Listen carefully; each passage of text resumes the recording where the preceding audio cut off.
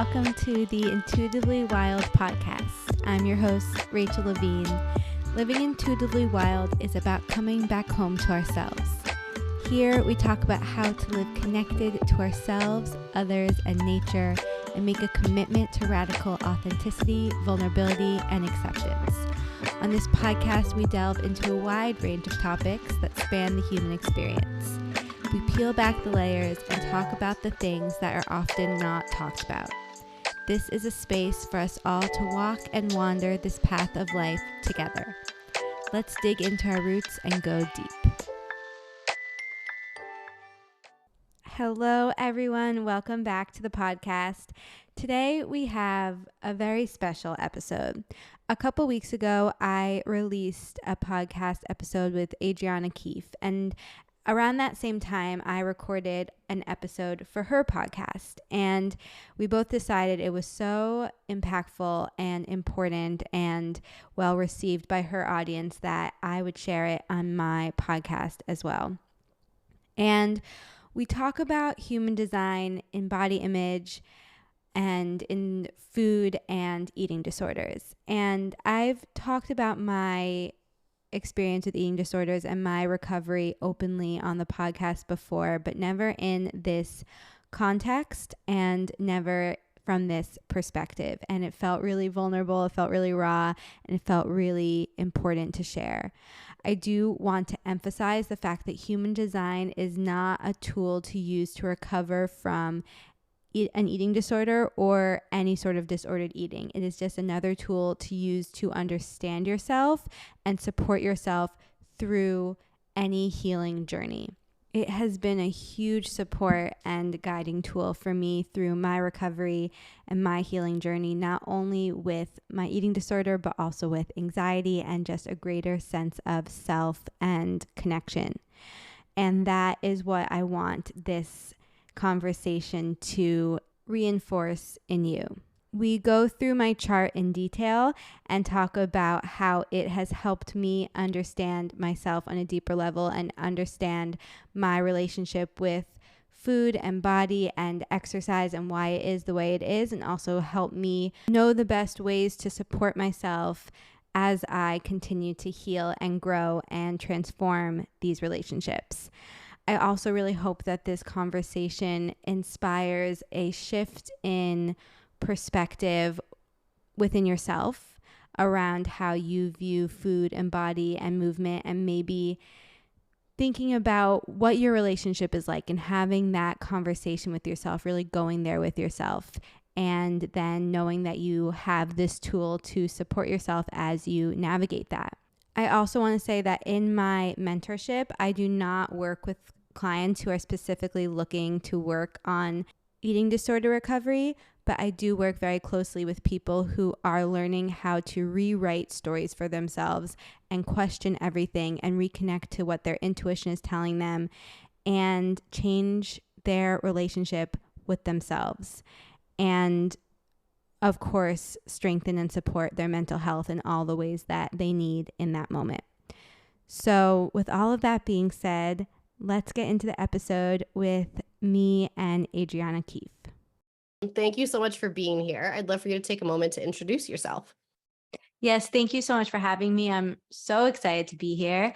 Introduce myself. Well, I am a 5/1 emotional manifesting generator, and that sums up a lot of who I am. I am an herbalist, a yoga therapist, a human design guide. I'm a writer. I love to travel. I'm a dog mom. I guess those are some labels that I identify with that I think sum up a short clip of who I am. I would say so. I feel like I can read a lot about you just by that. And what's your top 3 in astrology? I'm a Virgo sun and moon and a Scorpio rising. Oh yeah, double Virgo. Nice. Mm-hmm. That must be fun against the Scorpio. Again, it sums me up pretty well, especially if you put in my Venus and Mars in Leo. That's me. Nice. I'm a Leo rising, so I have a soft spot for anything Leo. I love that so much. And then you also study and teach human design for a living, among many other things. So when I'm talking to you about human design, I want anyone who's listening to understand I'm talking to Rachel as a fellow educator. So also very knowledgeable in human design. A lot of what we are going to talk about, if you're watching on YouTube, you'll see we have both of our charts lined up here for you to be able to visualize everything we're talking about. And as with anything with mental health, we use human design. Well, she's actually the only other person I've ever met besides me who uses human design for mental health, but we use it as a tool. It is not the end all be all. And everything that we're going to talk about today, for example, around body image, what we find in our charts that are pieces of how we can see we struggle with certain things, that is not a human design system finding. Like, this is not, if you're a manifesting generator, you're going to struggle with body image. That's not a thing. But what we can do is look at our charts and figure out what parts of us we can use to identify where we're struggling, what our shadow is, and how we can decondition and find healthier ways to move through the energy of that. Is there anything else you want to add to that, Rachel, before we dive in? No, I think that's so well said and so important to emphasize, and something I tell everyone when I'm talking to them about human design and mental health, because I found human design in the midst of my recovery journey. I'm in recovery for an eating disorder. And so it helped me connect the dots and fill in some spaces. And I'm grateful I found it near the end, or when I was already immersed in healing, because I didn't rely on it solely. And I think that helped it be really beneficial and impactful for me. That is so true. Absolutely. Okay. So speaking of that, how did you start to find human design and identify the fact that you could use it to help with your mental health? Or did it just kind of happen? A little of both. Well, I first discovered human design years ago, before I entered recovery. And it was just, I've always been into spirituality and all these different, astrology, all the different things. And so I found it when I was in college and I was immediately interested, but then it kind of took a back seat, forgot about it a bit, and it came back around a couple of years later. And that's when I became fully immersed and got certified. And my one line just went real deep right away. And I started to realize how much it was impacting my mental health when I realized that learning about my human design was allowing me to accept myself and allowing me to understand myself on that deeper level, that enabled me to work with myself instead of against myself, and to find these specific tools and ways of healing and living and being that were right for me versus anyone else. Mm. And I don't know why this specific question is coming up, but I feel like there's a first line out there who really needs to hear this. When you're talking about going down the rabbit hole and being that investigator researcher, I actually see such a, I don't know if link is the right term here, with that and mental health, with constantly going down the rabbit hole and almost like to a stressful point. So how do you see the line one from your own, since I'm not a line one? So from your personal perspective, how do you identify when you're going too deep, when you're shadowing versus letting it be light and fun and easy? 100%. This has been huge for me, actually. I have to discern when I am enjoying learning and Mm, when I'm still curious about it and when it's interesting for me versus when I'm forcing myself to keep going because I think I'm lacking. And the biggest difference is when I'm holding myself back from sharing something because I think I don't know enough yet, or I'm not enough of an authority yet. If I feel like I'm lacking in some way. And being, I've spent years studying all these different modalities that I work with, and it still takes effort for me to push myself to be confident and share and to be like, I know what I'm talking about. I've studied, I know enough to share and to help people. And yes, I can still keep learning and keep following that curiosity and that joy that I get from researching, while simultaneously being confident in what I already know and sharing it with the people who are meant to hear it. So it's really learning from a place of excitement and sharing from a place of confidence versus learning from a place of lack and holding yourself back because you feel like you're not good enough yet. And I just want to point out that you also have a defined heart, because in a lot, when I first started going down that rabbit hole of human design, there was so much about like open center vulnerability and, strengths of having a defined center, and everything I read about the open heart was like everything you're saying, like you'll struggle, right? But you have a defined heart and you still can fall into the same struggles. And that's something that I share over and over again, because I think it's such a misconception in the human design world. It doesn't matter if you're defined or undefined, we can have very similar shadows and struggles. So I'm curious how you lean into a little bit more of the feeling confident, like any tools that come to mind that have helped you step into that. Yeah, well, one, I completely agree. When I first was learning about human design, they said someone with a defined heart will always be confident and have that consistent drive. And I'm like, excuse me. But one thing I will say is that I do have that consistent willpower and desire for what my heart is invested in and devoted to, but that can turn me against myself too, because it can also, push me towards things that aren't right for me. And so leaning into the confidence is really getting clear on what my true heart desires are, what my intentions are, what my values are, and putting my heart and my motivation and willpower into that versus, again, putting it into the things that aren't in alignment. And for example, with my eating disorder, turning towards exercise too much and having that willpower and drive to show up all the time for that.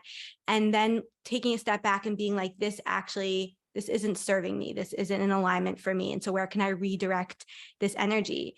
And that distinction is really important. And for me, it does come back to getting clear on your intentions and your values and your devotion. I am obsessed with the word devotion lately. I don't know what it is, but I'm just like Me devotion too. over discipline, desire over discipline. And I just keep going back and forth between the two. I'm like, no more burnout. I'm so like devotion and desire over discipline all the time. That Oh was my really God. good.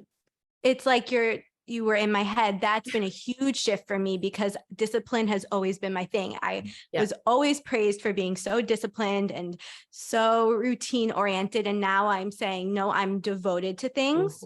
And instead of routine, I've turned to rituals, and the shift in the language changes everything. Oh, right. Weren't you in dance?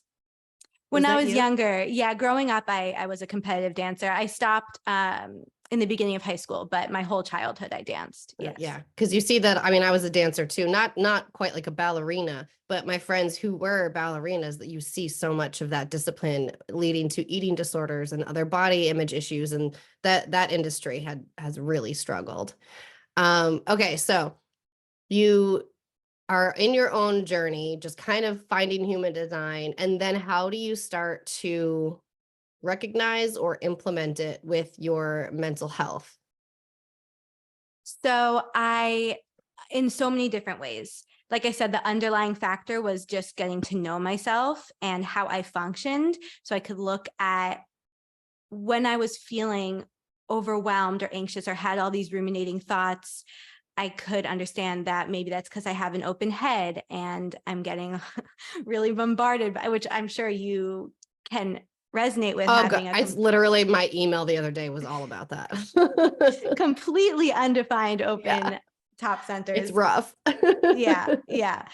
And my sun gate is actually in my ajna, and so there's a lot of activity going on there for me, and it just can be constant bombardment, and I can be very heady and critical in my mind. But so looking at my open centers, I guess I'll say my top two centers, my open identity, that's getting to know my open G center. That's been a big thing for me. And then understanding my defined centers. It's like I kind of unpacked my chart and compared it to how it's unfolded for me in real life and seen what the shadow and the higher side of all those components are, and how that's impacting me. Mm, yes. Step by step, little by little. And that's one of the biggest things that, again, will drive me nuts is we can go down the rabbit hole of just literally trying to learn all the things, but we never slow down to actually integrate. And then you wonder why nothing's changing. So if you were to just start one center at a time, or just learn your type and strategy, just learn your authority, and then really peel that apart. It's hard for an MG to do that, but that's really the best way to do it in order to actually see change, especially in mental health. And then I wish I had pulled up the original email that you had sent me, because I am pretty positive you wrote in there body image or something around body something, which I was just like, holy shit, like you've got to be kidding me. So take us on that journey, sharing as much or as little as feels comfortable for you. Yeah, so I've struggled with an eating disorder for a large majority of my life to varying degrees, and it's taken different shapes and forms. And for a long time, I was very unconscious to it, and I didn't get support for it until it had been festering for a couple of years. But it's been a huge part of my life, and I am very well into my recovery now. It very proud of where I'm at in this moment, but it's still something that I move through, especially regarding body image and the perfectionism and the rigidity and the control that is underlying what the behaviors were supporting. And so I have finding the tools to understand myself better and understand what my eating disorder was doing for me, how it was serving me, what it was protecting me from. That's been huge in my healing, and human design has been one of the main tools for that. I mean, I can go into detail about specifics in my chart, but I'm so grateful for human design and what it's given me to support my body image journey in the sense of understanding myself and working with the root of where that's all coming from. It's just so interesting looking back on. I never knew. I mean, I think I knew. I knew, but I didn't want to admit that I had body image issues or body issues, whatever. I had binge eating, like all these issues, right? I remember in high school, I would just like go through bouts of anorexia just to hope I would lose weight, or bouts of taking like laxatives, like that kind of, like, it's so messed up what we would do to our bodies. And I had never identified with having an eating disorder or body image issue or whatever.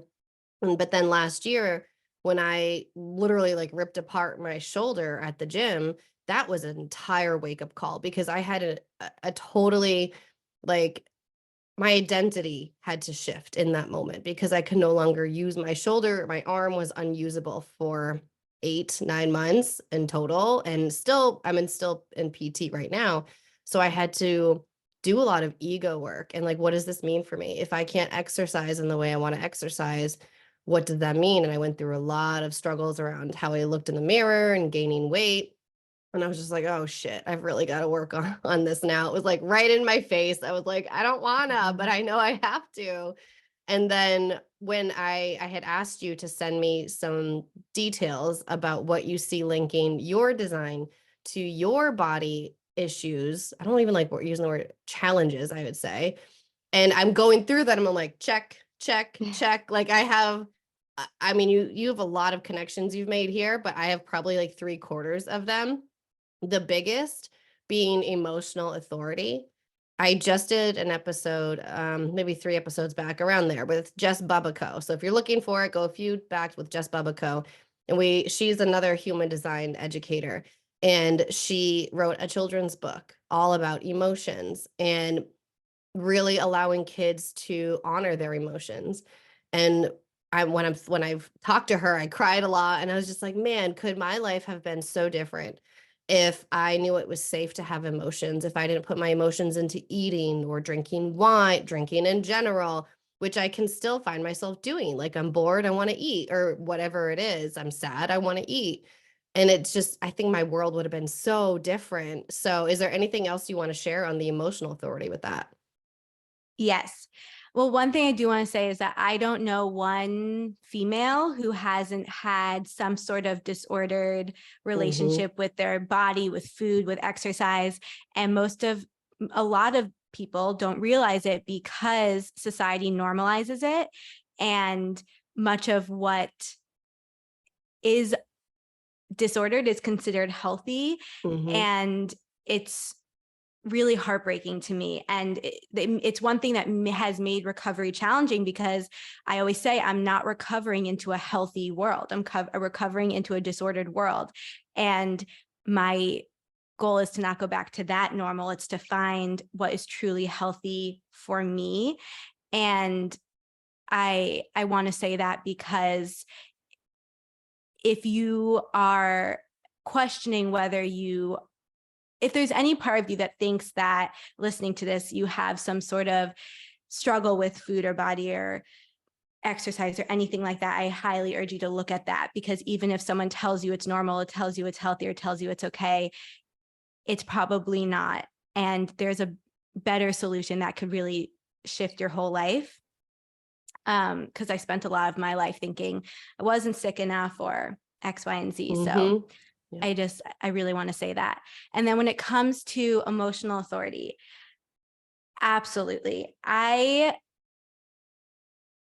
I was younger, I would cry pretty easily. I would cry when I was overwhelmed, or when I was stressed, or when I was trying to talk about something that was uncomfortable for me. My emotional center is connected to my throat, and that was a huge unlock for me, because I had this moment when I was younger, when I would try to talk to my dad about anything, really. I mean, I'm very close with my dad. Don't want to throw him under the bus, but I would start crying when I was talking, and he would say, I can't talk to you when you're crying. Come back when you're not crying. And I couldn't get the words out without crying. And so I just stopped talking about things that would make me cry, and I stopped letting myself cry. And I went through years where I didn't cry at all. And I also didn't get vulnerable with people. I didn't let myself use my voice. And then as I started going through recovery and I was in treatment, I started talking more, I started crying so much. And I had to make peace with my emotions and let myself be emotional. I also had to make peace with using my voice to express my emotions and letting that be okay. And, I had this moment where even, I'm much older now, but when I said to my dad, I want to talk to you about these things, I want to open up about these things, but you have to be okay with my tears. And that was really healing for me. And so learning to embrace all of that for myself has deeply healed something for me. And I think that if we give ourselves and others permission to express our emotions and be emotional beings, then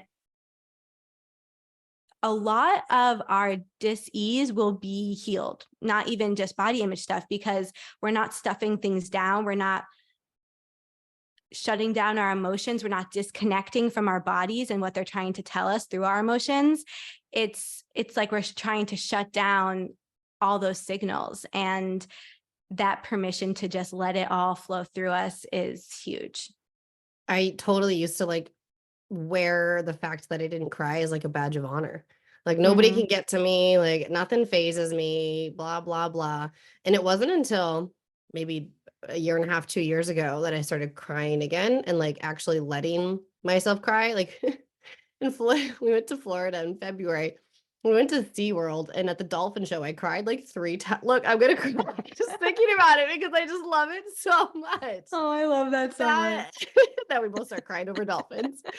Um, But yeah, I'm just like, look at my body capturing this moment. That presence feels, oh, I'm just getting full body tingles. Like that presence with the body, with the emotions, with the moment, you can't buy that. And now I see where I used to, or I still, I'm not going to say I'm over this. I can still struggle with this. When I'm holding in emotions or energy, when I'm not actively releasing, I tend to turn to food. And if it's not food, I turn to over exercising. It's like one end or the other. So with that defined solar plexus, if you guys are watching on YouTube, this is the solar plexus. This is what we're talking about with having the emotional authority. It can feel like a lot of emotions, and not expressing them the right way leads to unhealthy habits, whatever those habits are for you. Okay, let me look back at your notes here. Let's dig into the 5-1 profile and how you see or saw that connecting to your personal body image struggles. Mm-hmm. Well, the 5 line, I'm not sure how much listeners know about it, but there can be, when the 5 line can have a projection field, is what people call it, in the sense that other people project things onto you that may or may not be true or the full truth. And I really noticed that even before I knew about human design, I realized that people saw me in a way that wasn't the truth, the totality of who I was, and sometimes wasn't even who I was at all. And I felt like I couldn't live up to their expectations. People would place me on a pedestal, and then I would disappoint them because I wasn't who they thought I was. And that led me to wanting to control how people saw me. And I felt that if I could control my outward appearance, then I could control how people saw me, and I could be more understood, and I could be what people wanted me to be. And along with that, I kept people at a distance because I felt like if they got too close, then they would see too much of me and I wouldn't be able to control what they were seeing and what they were perceiving. And so that isolation really allowed the eating disorder to fester and allowed me to kind of be in this bubble alone that I was creating for myself, and to not get close to people. And so the 5 line really led to the control and the perfectionism, and also wanting to live up to expectations and be this perfect person that people were perceiving me as. And then the 1 line, I mean, I think we went into this a little bit in the beginning, but that was all about, again, the perfectionism and not wanting to share my voice, not wanting to share my thoughts, my ideas, and led me to shutting things down. And so it was really, I guess, insecurity, like not wanting to control how people perceived me and being insecure. And that led me to wanting to control my body. Ooh, ooh, yeah. Oh, that's a good one. Not a good, but like that's like a Yes. mic drop moment, that one. Oh shit. For sure. It's funny. My husband's a 2-5. He's totally cool with me throwing him under the bus on the podcast all the time.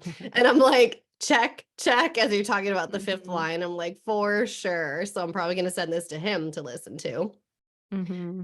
The next one that you mentioned that I found totally fascinating, because this is well, maybe more resonant than fascinating, because this is one of the things that I actually did link for myself when around my own eating, was your variables, your arrows. So if you guys are watching, these little arrows up here are known as your variables. We won't go into too much depth because there's a lot of fucking depth in the variables. I'm not So even much. like I go to my friend Crystal for variables. I'm like, tell me more about this. But left overall is, quote, more masculine, more structured, more routine. And then right facing, Rachel has one right facing. I'm a quad left, is more passive, quote, feminine, fluid. And so you had also noted that mostly left arrows. Why am I talking about Oreos and arrows at the same time? Need rigidity and routine and structure. And that's something I noticed for myself. I was like, well, I do really well when someone gives me an eating plan, But my man-gen self gets so fucking bored of the same eating plan that I fall off, and then I feel like nothing ever works for me. So I'm still working on that one. Haven't found one that actually works well for me. But when you give me a plan, I'm like, I got this, and I feel great. And then when I don't have a plan, like I could not be an intuitive eater. That can't happen for me. So I'd love for you to expand on that for yourself. Yeah. So, I mean, you summarized the basics of the left and right arrows well. I am someone who thrives off routine, who thrives off of consistency and structure in a lot of ways, in a lot of areas of my life. And so that allowed me to hone in on my exercise routine, how I was going to eat, when I was going to eat, and really stay consistent with that. I mean, this also goes back to that ego center, the heart, the willpower. Like, I will do this and I will stay consistent here. And that is a beautiful thing in so many ways, but it's about using it again to work with yourself instead of against yourself. And like you were saying, there's a lot of details and depth to the arrows. I mean, there's a new layer I discover like every day. Oh my But God. the first arrow, the top left arrow, speaks to your digestion. And I'm a calm digestion, which means that I do well when my environment is calm and grounded and I feel comfortable. And I've noticed this so much. Even when I was younger and when I was at the height of my eating disorder, I could only eat when I was by myself or when I was with my mom, like the person I feel the most comfortable around. Otherwise, I completely shut down. And still to this day, I digest better, not only food, but information when I'm in an environment and around people who I feel comfortable with. And knowing that about myself has been really helpful because one, I have an understanding around it and I can express to the people around me why I might be feeling anxious or unsettled or ungrounded and advocate for my needs, and then also push past it and be like, okay, I know I'm feeling a little uncomfortable here, but I can still eat. Like, it's still okay to do this right now. And that's been really helpful for me as well. So that's one more detailed example. And it's funny because I'm calm too. We have so many similarities in this. If you guys are looking at a chart that was pulled from my website, you will see digestion and it will say whatever it is next to it. Like, we are both calm. It's also the number 4 in the upper left. And I will say, for me as a mom of 3, when I heard that I was calm digestion, I was like, how in the world am I going to eat a calm meal at the table with 3 little kids? And I will tell you, there's of course there's hacks. Like, some calm digestion people I know actually eat their dinner in the kitchen while they're prepping it. And then when they sit with their kids, they're just there and present.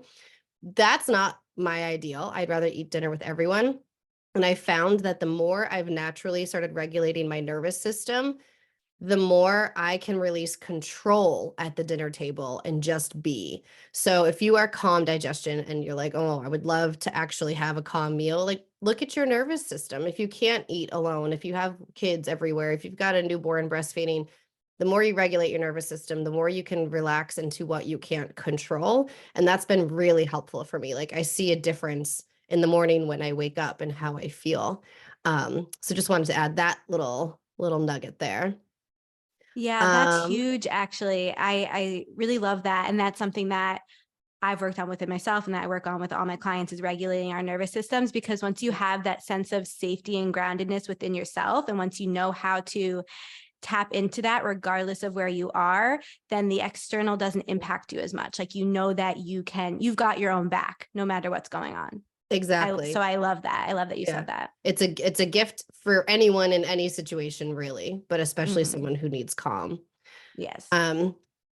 Now this one, I obviously can't really identify with, but you talked about your open identity center. So this is your G center, this beautiful little diamond in the middle. It may or may not be my favorite center, but we don't play favorites, right? So I'd love for you to explain a little bit about how you saw your open identity center coming into play with your body image and mental health.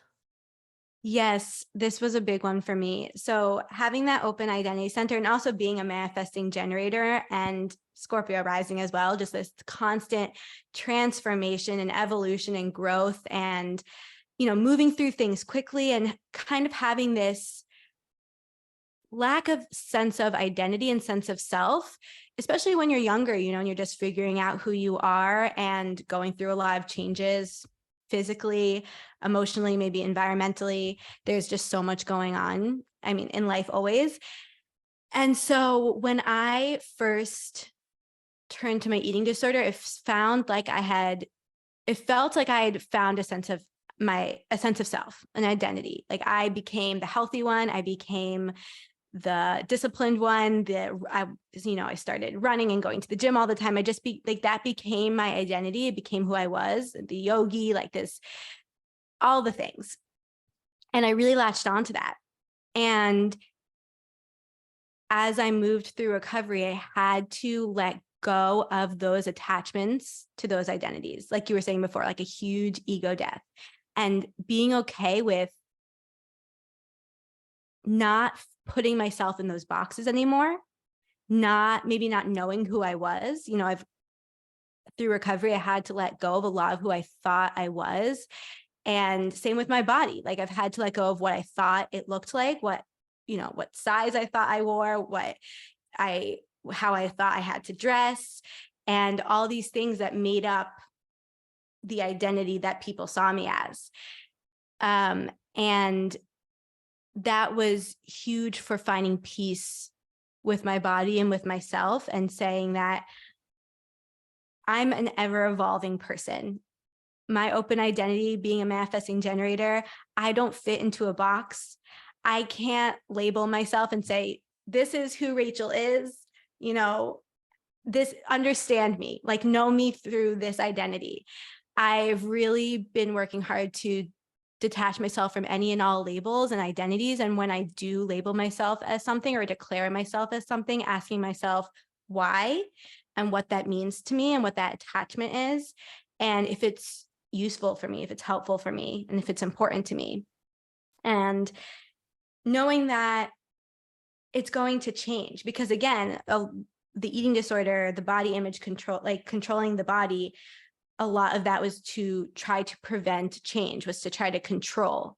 And that open identity, I'm always changing. And I had to learn to be okay with that. And it can be such a gift when you figure out how you want to use it. It can be such a gift. Like you can fit in anywhere that you need to or want to.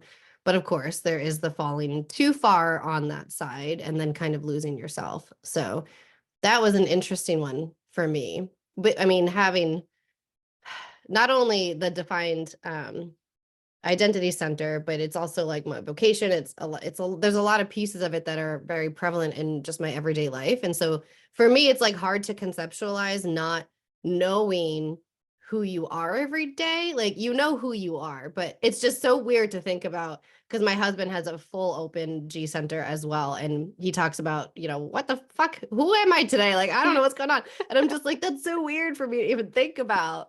So it's awesome to hear other people's perspectives. See, this is why I have conversations and I don't just teach based on knowledge, because I can't teach that. Yeah. And then, touch on your identity center gate being 46. That one's definitely a lesson that you were here to learn, huh? Yes. Gate 46. It's, as you can see, the only gate Oh, in yeah. my open And it's in your moon. identity center. It's in my moon. Oh, and it's in my Mercury. Yeah. Yep. Yeah. So it's not only about my motivation and my why and how I feel, but it's also about what I'm here to talk about, what I'm here to share, what I'm here to teach. And Gate 46 is all about loving being in a human body and being fully alive, not how your body looks, but how you feel in your body and enjoying being human. And I feel like my eating disorder served as a way to kind of disconnect me from my body and disassociate from my body. And, I've had a very existential person. I mean, this goes back to the open identity center of like this constant existential crisis of who am I? And I've had to allow myself to be a human in this body and to find joy in that. And then to allow myself to talk about it. And that's one reason I think I'm so passionate about sharing about this and helping other people move through this, because I think I was meant to, I guess. Honestly, like, thank you for sharing your voice on this, because now that I'm realizing or seeing that it's in your Mercury, I'm like, of course she was supposed to be the one to come on here and talk about this. Because I mean, of course you were, right? So thank you for actually being vulnerable enough to share your experiences and sharing everything that's come up for you, the good, the bad, all of the in between, because that's literally what you're designed to do. But it can feel scary to do that. It can feel scary to be like, I busted my shoulder and I couldn't look at myself in the mirror for months. You know, when we feel like we're supposed to look a certain way or be strong and powerful or whatever, it can feel really scary to come out about that. So kudos to you for being open and talking about it. Like, I didn't even have to force you to talk about this. You were just like, yeah, I can share about that. I was like, oh, hell yeah.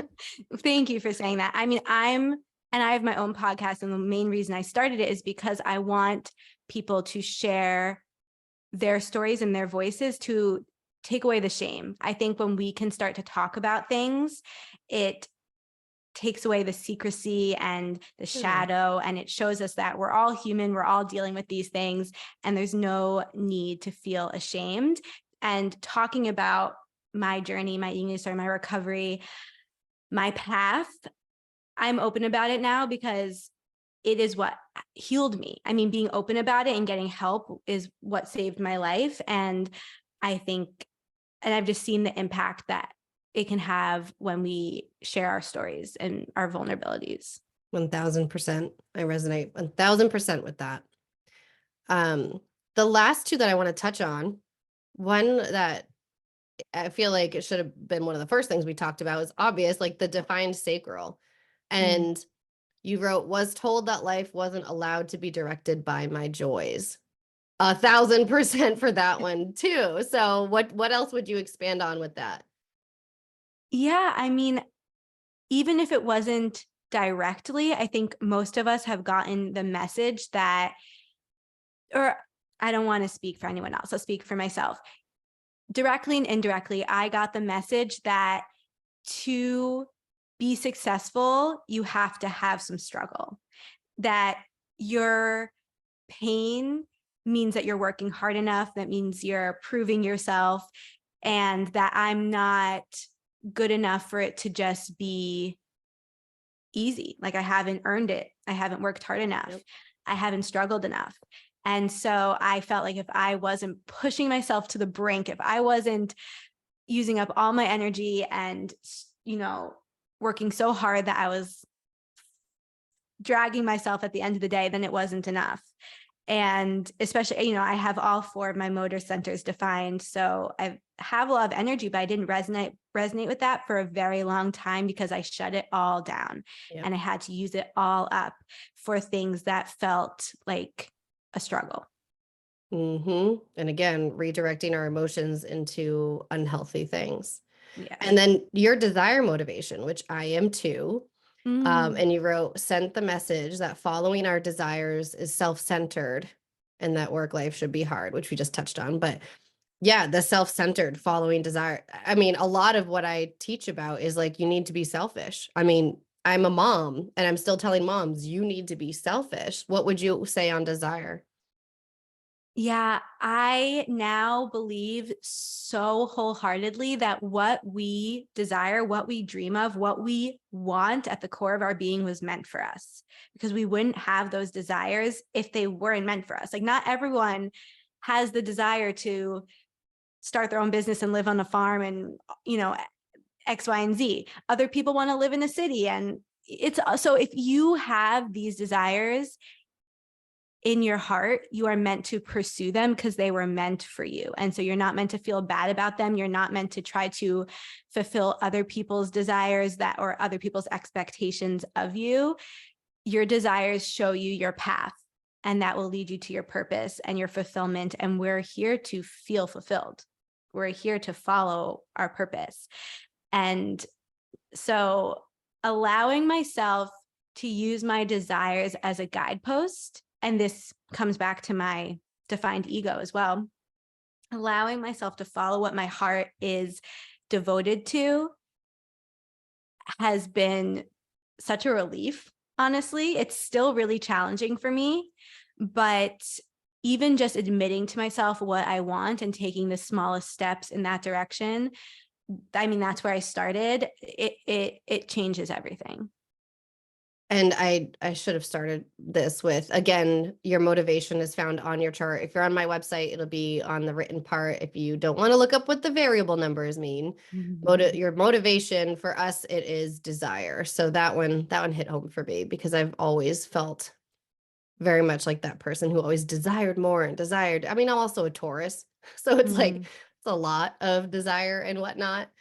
This has been one of the best conversations. And again, when we're talking about all of this doesn't mean that if you're an emotional authority, you're going to struggle with body image issues. No, this is about coming back to your chart, seeing what parts identify with you that we've talked about. And there could be a million ways that we take a look at this through your chart. So this is just like a little bit of a guidepost for you to start unpacking your own mental health, your own body image, whatever challenges you're going through, and really resourcing in healthier ways and letting yourself release what needs to be released. Thank you so much for all of this, Rachel. This has been so awesome. Where can people find you, listen to your podcast, all that good stuff? Yeah, well, thank you so much for having me on. I have loved this conversation with you. And everyone can find me at Intuitively Wild. That is the name of my brand and business. Intuitively Wild on Instagram, Intuitively Wild, the podcast, intuitivelywild.com. I have mentorships and online apothecary and a lot of more products and services coming out soon that I'm really excited about. But I would love to connect with anyone and everyone who feels inclined to reach out.